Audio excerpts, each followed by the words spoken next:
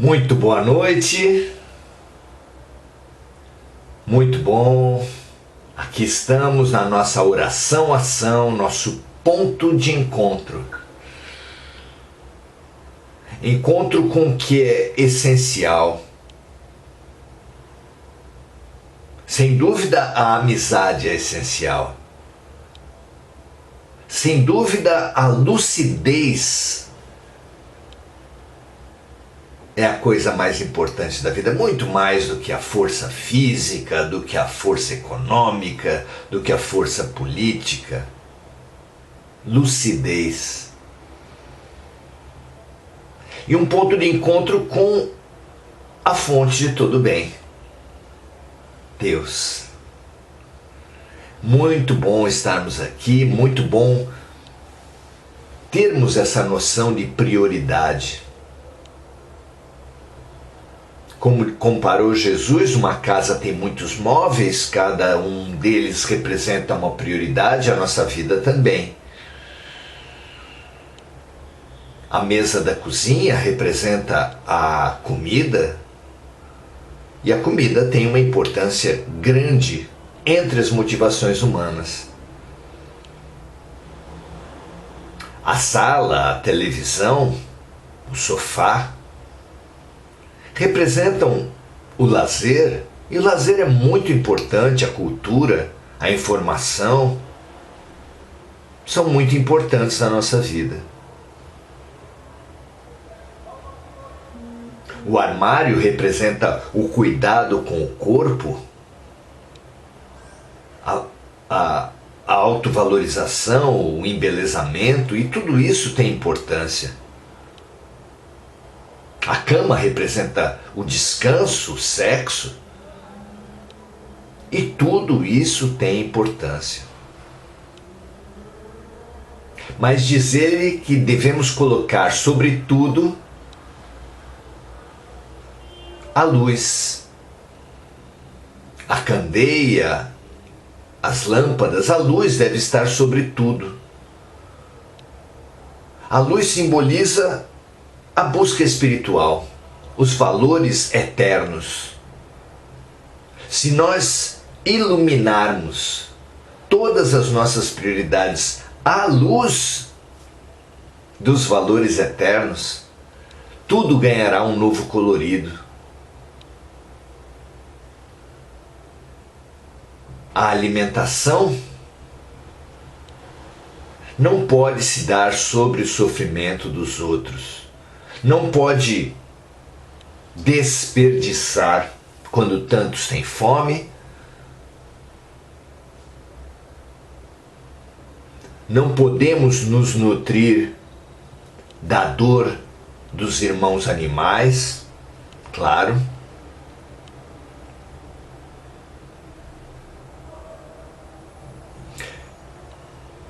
A questão da beleza, do autoembelezamento, terá a sua importância, mas buscaremos uma beleza maior, interior.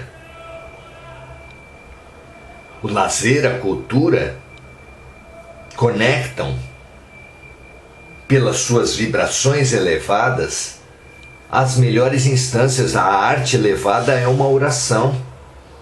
Nada há nela de menor. Claro que a arte ou a desarte,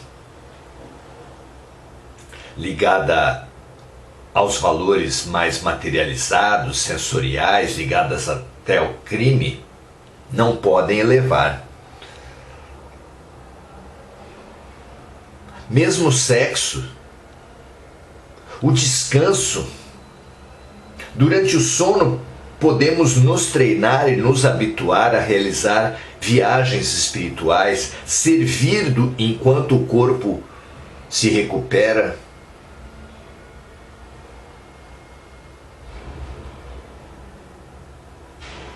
O sexo realizado com respeito, com afeto, ganha uma nova cor exatamente por estar iluminado pelos valores maiores. Nós aqui também não deixaremos de viver, não deixaremos de trabalhar, não deixaremos de nos divertir,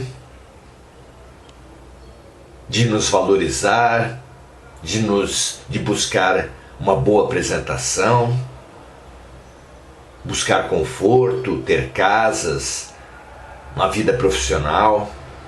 Nada disso é problema. Mas, como diz Jesus, que nós, estando no mundo, não sejamos do mundo, não demos a essas coisas essa importância absoluta que a humanidade dá, mas uma importância relativa.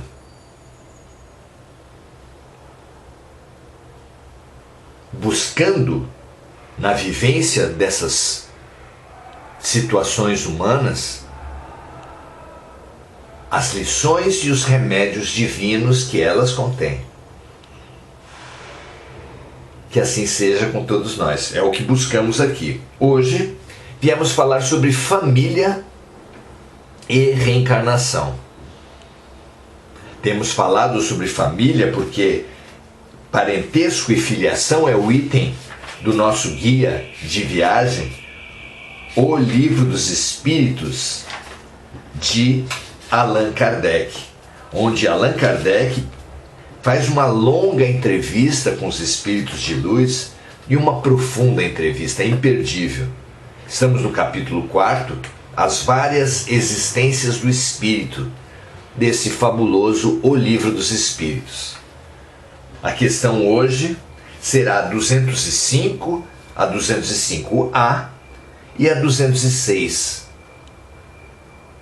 para complementarmos o nosso raciocínio a respeito de família, nunca esgotar, porque é um tema muito vasto,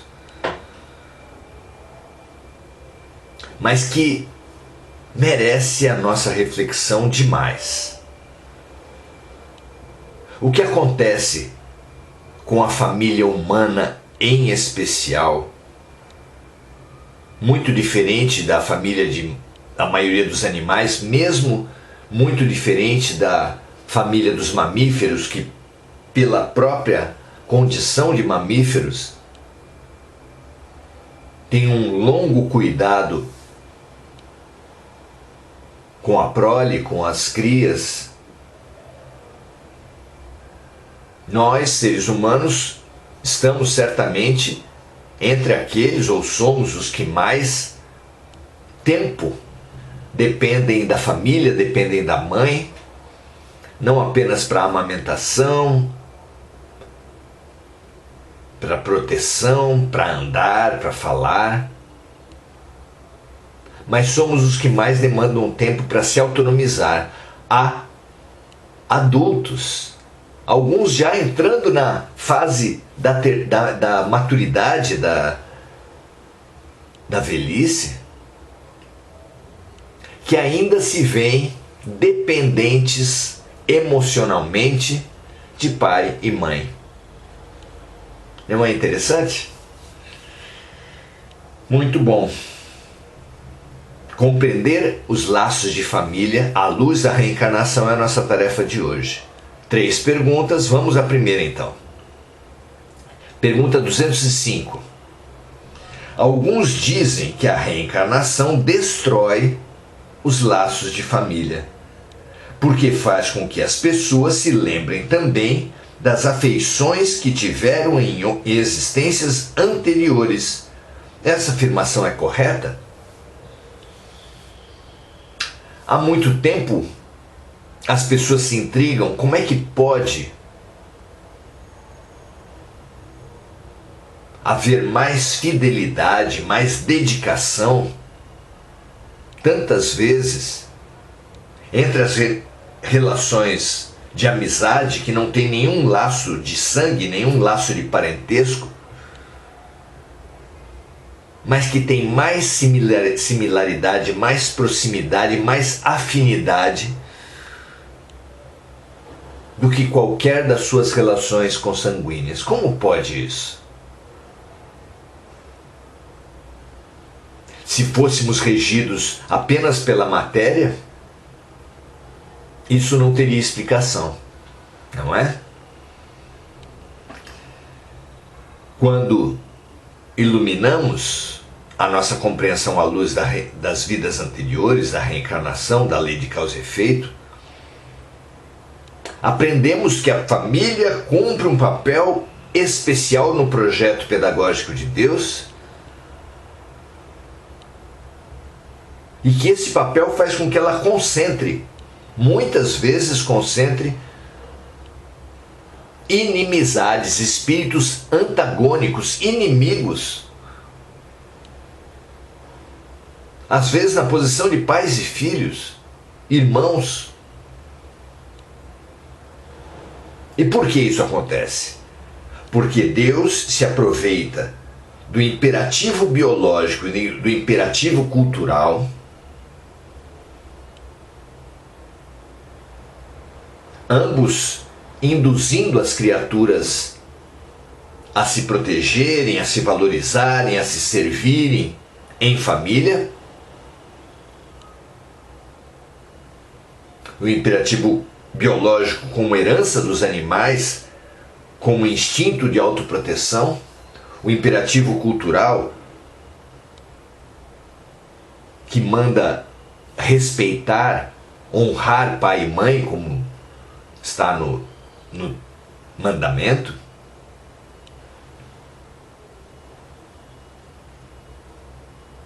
Esses dois imperativos são tão fortes que induzem fortemente as criaturas, mesmo sentindo uma certa repulsão, sem entender de onde,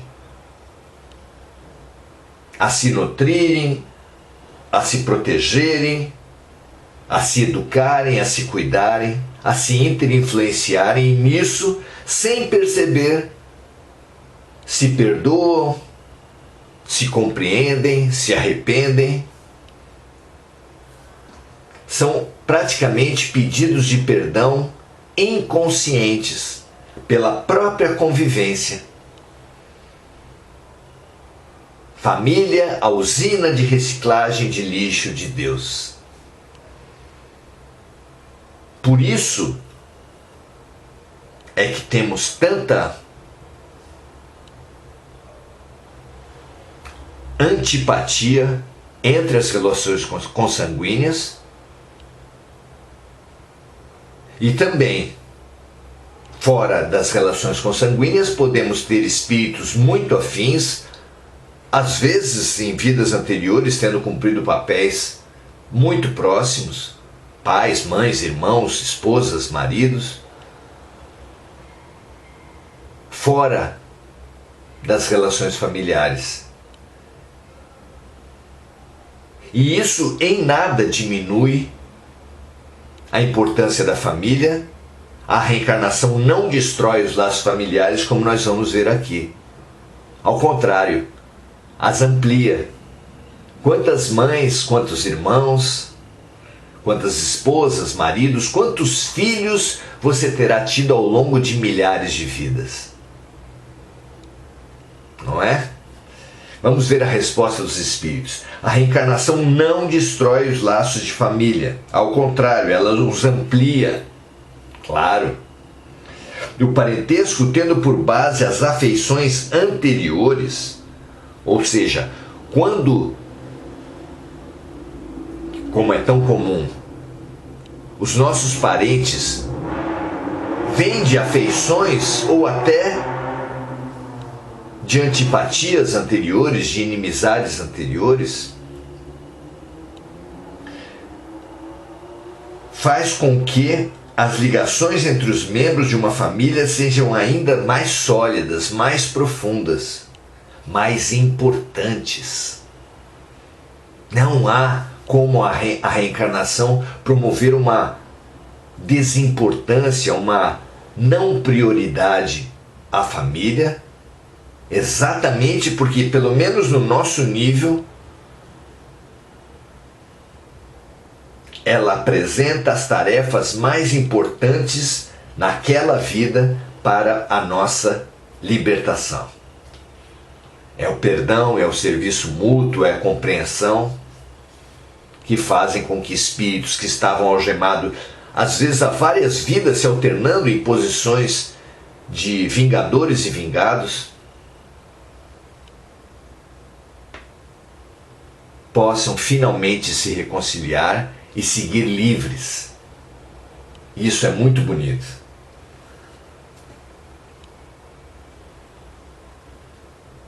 A doutrina, continuam os espíritos, ainda na pergunta 205, a doutrina da reencarnação também amplia a fraternidade entre os homens, pois entre os nossos vizinhos ou entre os nossos empregados podem estar espíritos que já foram ligados a nós por laços de sangue. E é assim que somos induzidos a tratar realmente como irmãos, às vezes como mães e pais, pessoas que nos são estranhas.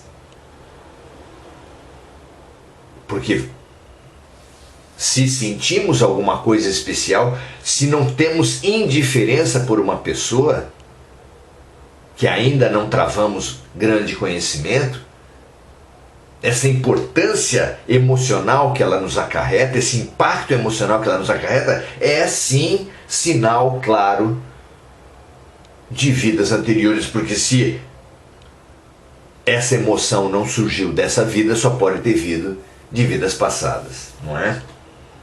Questão 205A.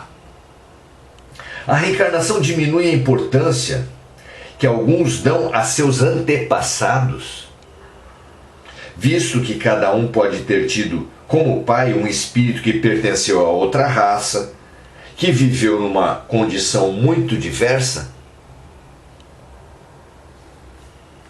Vejam a resposta dos espíritos. É verdade. Pode enfraquecer o culto aos antepassados, porque ela revela que nossos antepassados podem ter pouca similaridade, pouca afinidade conosco. Por outro lado, nossos bisavós podem muito bem ser nós mesmos. Fica até engraçado analisar à luz das reencarnações a maneira como nós colocamos os nomes. Na realeza você tem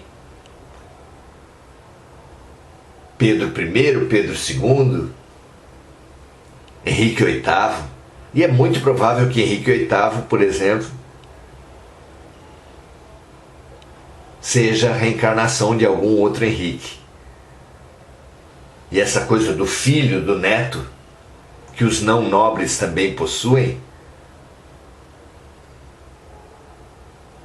muitas vezes indica esse vínculo, às vezes não. Muito legal. Então, a pergunta é se a reencarnação diminui a importância que alguns dão aos seus antepassados. E ele fala, os espíritos falam, é verdade, mas essa importância se baseia no orgulho. O que a maioria leva em grande consideração em seus antepassados são os títulos, a posição e a fortuna. Os mesmos que sentiriam vergonha por ter tido como antepassado um honrado sapateiro, ficariam envaidecidos por descender de um nobre corrupto. Não é interessante? Valores altamente discutíveis. E continua na sua resposta. Mas, dizem os espíritos, digam ou façam o que quiserem. Isso não impedirá que as coisas sejam como são. Porque Deus não criou as leis da natureza de acordo com a vontade dos homens. Tem muito pouca importância a crença de um materialista que, por exemplo, acha que a vida termina no túmulo. Em algum momento, depois da morte, ele vai acordar e vai constatar que a sua crença não tem valor nenhum. Há religiosos que entendem que vão dormir após a morte até o dia do juízo final, e se essa crença é muito arraigada, é o que ocorre. A pátria espiritual sendo a pátria da mente e a mente sendo dominada por essa crença, pode ser que ele gaste muito tempo dormindo na pátria espiritual, perdendo muito tempo. Não é interessante? Pensem comigo. O fato é que o ateu, o materialista, o não reencarnacionista, se deparará com a vida de além-túmulo. E no tempo oportuno será chamado a novamente viver na Terra. Se alguém não acreditar que a Terra é redonda, ela será do mesmo jeito. Se alguém não acreditar na lei de atração dos corpos, ela continuará atuando sobre nós. Não é assim? E assim a lei de sintonia, e assim a Constituição Universal, que é a lei do amor. E por fim, no dia de hoje, a questão 206, em que Kardec pergunta assim: se os espíritos de uma mesma família não possuem ligações anteriores entre si, o culto aos antepassados seria uma coisa ridícula? Olha que pergunta interessante. E a resposta é certamente que não. Todo homem deve considerar-se feliz por pertencer a uma família na qual encarnaram espíritos elevados. Embora os espíritos não procedam uns dos outros, eles têm afeição por aqueles que lhes estão ligados pelos laços de família. Muitas vezes eles são atraídos para determinadas famílias por razões de simpatia ou por ligações anteriores. Os espíritos dos antepassados, porém, não se sentem absolutamente honrados com o culto que lhes é oferecido por orgulho. O mérito que eles tiveram só se refletirá nos descendentes se estes seguirem seus bons exemplos. É apenas assim que a lembrança dos descendentes poderá ser agradável e útil aos antepassados. Olha que coisa interessante. O culto aos antepassados, para todo espírito que reencarna, deve ser presente, porque simboliza a gratidão. Se os antepassados tiverem errado muito, eles nos legaram a carga genética. A carga genética que se expressa nos nossos corpos se deve à ação dos antepassados. Mais diretamente, devemos ser gratos aos nossos pais e às nossas mães, mesmo que eles tenham errado muito conosco. Porque, por exemplo, optaram por não abortar. E mesmo se tentaram nos abortar e não conseguiram, é porque talvez a sua vontade não fosse tão determinada assim. E isso já merece a nossa gratidão. Não é verdade?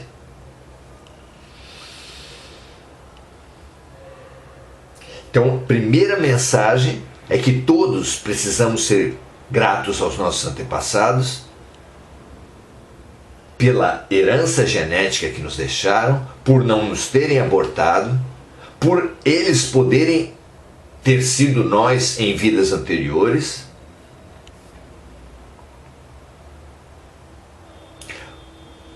E fazemos um trabalho em família da máxima importância, porque podemos, pelo nosso agir correto, caso nossos antepassados tenham sido indignos, elevar o nome de família e legar para os nossos descendentes uma sensação de gratidão uma posição no mundo considerada, respeitada pela nossa ação.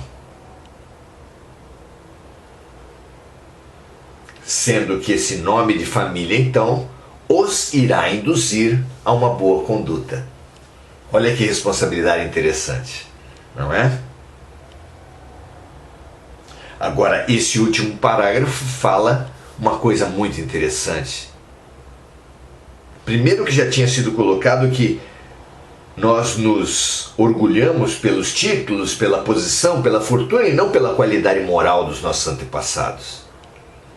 O que é uma distorção evidente. E aqui, ainda nesse campo, os Espíritos nos falam que o que alegra os antepassados, o culto que alegra os antepassados, é nós darmos sequências às suas boas realizações. Isso os deixa muito alegres. Não é o culto das festas, o culto das estátuas, o culto das coisas, das ruas, das praças, mas o culto da gratidão,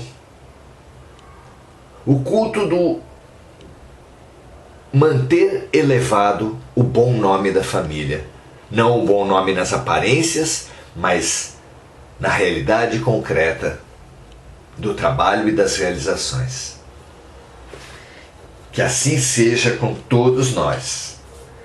Preciosas essas ponderações, com elas podemos ter uma muito melhor vivência da experiência familiar tão importante para as nossas existências. Muito felizes por estarmos juntos, saudando então nossos amigos. Bárbara Frias, hoje estávamos falando exatamente dessa possibilidade de sermos alguns antepassados aqui em casa. Sincronicidade.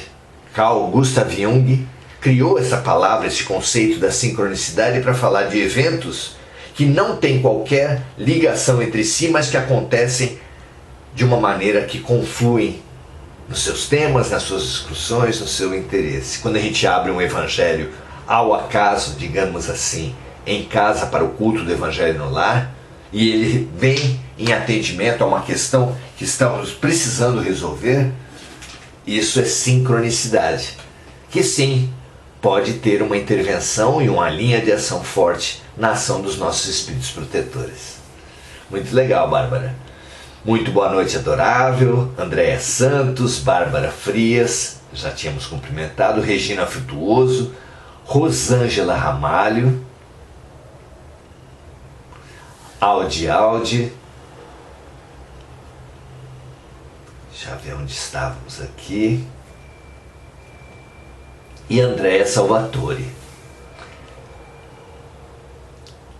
E turminha boa, nossos amigos, nossos laços vão se estreitando cada vez mais e nós nos estimulando uns aos outros a avançarmos na nossa compreensão.